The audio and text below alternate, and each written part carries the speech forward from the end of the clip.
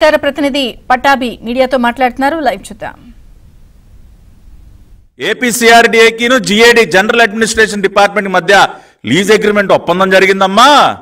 ఆ ఒప్పందం ప్రకారం మేము అద్భుతంగా పూర్తి చేసినటువంటి గృహాలు ఏవైతే ఉన్నాయో వాటిని ఐఏఎస్లు ఐపీఎస్లు ప్రభుత్వ అధికారులు ఎమ్మెల్యేలు ఎమ్మెల్సీలు నివాసం ఉండటం కోసం మేము ఇచ్చామమ్మా. అద్భుతంగా వాటిలో అన్ని సౌకర్యాలు పూర్తి చేసి బ్రహ్మాండమైనటువంటి ఫెసిలిటీస్తో మేము అందించామమ్మా. దానికి గాను జీఏడీ వాళ్ళు 6,30,00,000 మాకు ప్రతి నెలా చెల్లించాలమ్మా. ఆ డబ్బులు రావట్లేదమ్మా, మాకు దయచేసి ఇప్పించండి అని చెప్పి స్పెషల్ చీఫ్ సెక్రటరీ గారికి వివేక్ యాదవ్ గారు లేఖ రాశారండి. జనవరి 29న.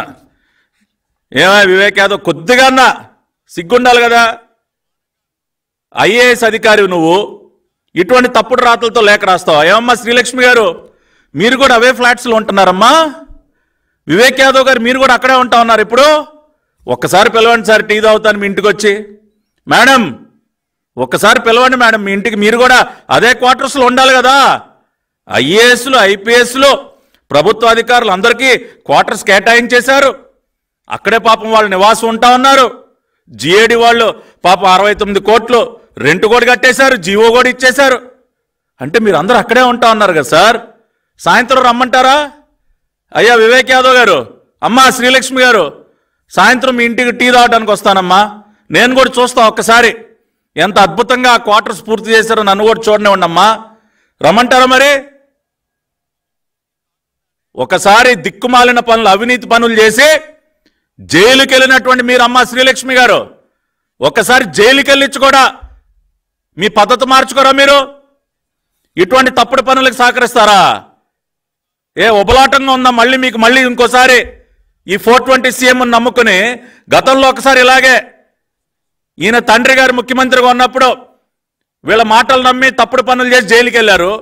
ఇవాళ మళ్ళీ అదే తప్పు చేస్తా ఉన్నారా మీరు? మళ్ళీ ఈ 420 సీఎం నమ్ముకుని ఇటువంటి తప్పుడు జీవోలు ఇటువంటి తప్పుడు లేఖలు ఇవా మీరు చేసేది? ఎవరన్నా ఒకసారి దెబ్బతింటే పద్ధతులు మార్చుకుంటారు. ఇవాళ ఒక్కసారి రాష్ట్ర ప్రజలందరూ ఆలోచించండి.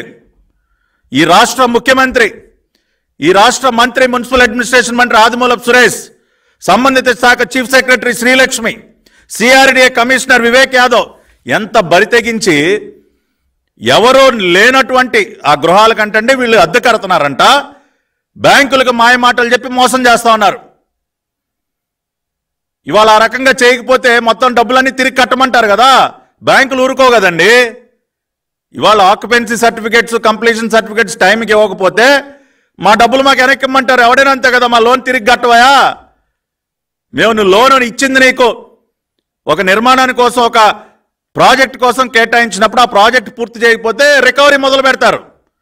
దాని నుంచి తప్పించుకోవటం కోసం ఈ రకంగా జీవో నెంబర్ 10 ఇష్యూడ్ ఆన్ 13/10/2024 బ్యాంకుల్ని మోసం చేయటం కోసం జీవోలు ఇస్తా ఉన్నారు, లేఖలు రాస్తా ఉన్నాడు. ఈ లేఖలు అంటే ఈ లేఖలు అబ్బా అసలు ఎన్ని అద్భుతాలంటే, ఈ లేఖలో వివేక్ యాదవ్ గారు చెప్తున్నారండి పాపం ఈయన గారంటండి ఫిబ్రవరి 10, 2023న rental lease agreement GAD department వాళ్ళతో అగ్రిమెంట్ అయిన తర్వాత అంటండి ఈయన గారు 4-5 సార్లు పాపం వాళ్ళకి అయ్యా మా రెంట్ ఇవ్వండి, పాపం అందరూ వచ్చి దిగిపోయారు, అక్కడ బ్రహ్మాండంగా నివసిస్తూ ఉన్నారు, రెంట్ ఇవ్వండి అని చెప్పి 4-5 సార్లు రిమైండర్ లెటర్స్ రాశారంట. ఏపీసీఆర్డీఏ లెటర్ డేటెడ్ 29/4/2023 ఏప్రిల్ 29వ తేదీన అద్దె కోసం లేఖ రాశారంట. మళ్ళీ జూన్ 17/6/2023న ఇంకొక లేఖ రాశారంట. డిసెంబర్ 19, 2023న మూడో లేఖ రాశారంట. అదేవిధంగా జనవరి 17వ తేదీ, ఈ సంవత్సరం జనవరి 17వ తేదీ కూడా సార్ మాకు రెంట్ ఇవ్వండి సార్, ఎంత కష్టపడి పూర్తి చేసాం సార్, మీకు అన్ని సౌకర్యాలతో మేము ఇచ్చాం కదా సార్, మా అద్దె మాకు ఇవ్వండి అని చెప్పి 4 సార్లు రిమైండర్ లెటర్స్ రాశాడంట. వివేక్ యాదవ్ గారు చెప్తా ఉన్నారు ఈ లేఖలో. ఇన్ దిస్ లెటర్ డేటెడ్ 29/1/2024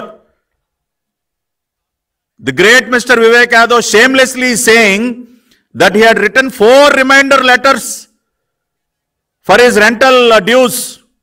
అద్దె బకాయిల కోసం 4 సార్లు పాపం ప్రభుత్వానికి లేఖలు రాసి చెప్పులు అరిగిపోయేలా తిరిగాడంట ఈయన. ఏమీ లేనటువంటి వాటిల్లో నిర్మాణాలు పూర్తి చేయకుండా అక్కడ ఒక్క పురుగు కూడా కనపట్లేదు. ఇవాళ దర్జాగా ఐఏఎస్లు ఐపీఎస్లు అందరూ బయట బంగ్లాలు అద్దెలకు తీసుకుని ఉంటా ఉన్నారు. ఇవాళ వాళ్ళందరూ అక్కడ ఉంటా ఉన్నారంట. ఈయన కథలు చెప్తా ఉన్నాడు ఇవాళ లేఖలు రాసి. ఇంత నిస్సిగ్గుగా లేఖలు రాస్తారండి. ఇవాళ I'm talking with documented evidence. ఈ లేఖకి ఏం జవాబు చెప్తావు వివేక్ యాదవ్? ఏమయ్యా ఆదిమూలపు సురేష్, ఈ లేఖకి ఏం జవాబు చెప్తావా? పదరా నువ్వు సాయంత్రం రాయల్లో. ఇవాళ మంత్రిని డిమాండ్ చేస్తా ఉన్నా. ఇవాళ మీడియా సాక్షిగా అక్కడే తేల్చుకుందాం. ఇవాళ బ్యాంక్ అధికారులందరినీ కూడా పిలుద్దాం. యూనియన్ బ్యాంక్, విజయ బ్యాంక్, ఆంధ్ర బ్యాంక్, ఈ అందరు అధికారుల సమక్షంలో తేలుద్దాం. ఇవాళ ఇంత పచ్చి మోసం ఈ రోజున నిస్సిగ్గుగా ఇవాళ దేశంలో ఉన్నటువంటి బ్యాంకులని మోసం చేసే పరిస్థితికి ఈ రాష్ట్ర ప్రభుత్వం దిగజారింది. అనేక రకాలుగా ఇప్పటికే రాష్ట్రం యొక్క పరువు తీసింది జగన్మోహన్ రెడ్డి ప్రభుత్వం. ఇవాళ మళ్ళీ శిథిలం అవుతున్నటువంటి భవనాల్లో ఆ రోజున ఎంతో కష్టపడి చంద్రబాబు నాయుడు గారు అద్భుతంగా 75% నిర్మాణాలు పూర్తి చేస్తే వీళ్ళు అవి పూర్తి చేయకుండా వాటిని శిథిలావస్థకు తీసుకొచ్చి ఇవాళ వాటిల్లో నివాసం ఉంటున్నారంట ఐఏఎస్లు, ఐపీఎస్లు. దానికంట అద్దె కూడా కట్టేస్తా ఉన్నారంట వీళ్ళు. 3D సినిమా చూపిస్తా ఉన్నారు ఇవాళ. ఈ 3D సినిమాకి నిర్మాత జగన్మోహన్ రెడ్డి, దర్శకత్వం ఆదిమూలపు సురేష్. ఇవాళ కథా స్క్రీన్ ప్లే శ్రీలక్ష్మి గారు, యాక్షన్ డైరెక్టర్ వివేక్ యాదవ్. అది ఇవాళ. దీన్ని బట్టి అర్థం చేసుకోండి ఈ రాష్ట్ర ప్రభుత్వం ఎంత దిగజారిందో. ఆఖరికి బ్యాంకులను కూడా మోసం చేసేటటువంటి పరిస్థితికి ఇవాళ ఈ రాష్ట్ర ప్రభుత్వం దిగజారింది. నెలకి 6,30,00,000 ఎవడూ లేనటువంటి ఆ భవనాలకి 6,30,00,000 జీఏడీ వాళ్ళు చెల్లించాలంట. వివేక్ యాదవ్ గారు లేఖలు రాసేస్తా ఉన్నాడు ఈ రోజున. ఇవాళ తెలుగుదేశం పార్టీ పక్షాన వీఆర్ డిమాండింగ్ అన్ ఎక్స్ప్లెనేషన్.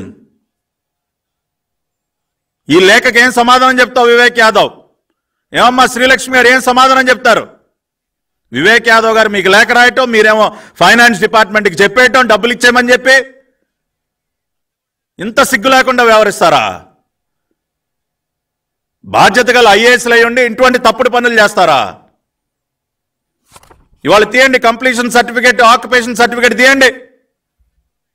ఇవాళ ఆయన ఒక చీఫ్ ఇంజనీర్ పల్లన్ రాజు, ఆయన date of commencement of commercial ఆపరేషన్స్కి ఆయన ఒక లేఖ ఇచ్చేస్తాడు, ఒక చీఫ్ ఇంజనీర్ స్థాయి అధికారి. ఇవాళ వీళ్ళు ఆఖరికి ఆర్ఎన్బి చీఫ్ ఇంజనీర్ కూడా రాశారు, సార్ క్లియరెన్స్ లెటర్ ఇవ్వండి అని చెప్పి. రాస్తే వాళ్ళు అయ్యా మమ్మల్ని వదిలేయండి, మేము ఎటువంటి తప్పుడు పనులు చేసి మేము ఉరుక్కోలేము, రేపు ఇవాళ కాకపోతే రేపు ఇవన్నీ బయటపడతాయని చెప్పి ఆర్ఎన్బి వాళ్ళు తప్పించుకున్నారు. ఇది నిజం అవునా కాదా? మీరు ఆర్ఎన్బి వాళ్ళకి లేఖ రాశారా లేదా? వచ్చిందా ఆర్ఎన్బి నుంచి క్లియరెన్సు? ఇటువంటి ఏమీ లేకుండా దానిలో ఆల్రెడీ వచ్చి ఐఏఎస్లు, ఐపీఎస్లు దర్జాగా నివసిస్తా ఉన్నారు, ఎమ్మెల్యేలు, ఎమ్మెల్సీలు నివసిస్తా ఉన్నారు. ఏమైనా సురేష్ నువ్వు కూడా అక్కడే ఉంటా ఉన్నావు, ఇవాళ నువ్వు కూడా ఐఏ ఫ్లాట్స్లో ఉంటా ఉన్నావా? దానికంటే అద్దెలు చెల్లిస్తారంట.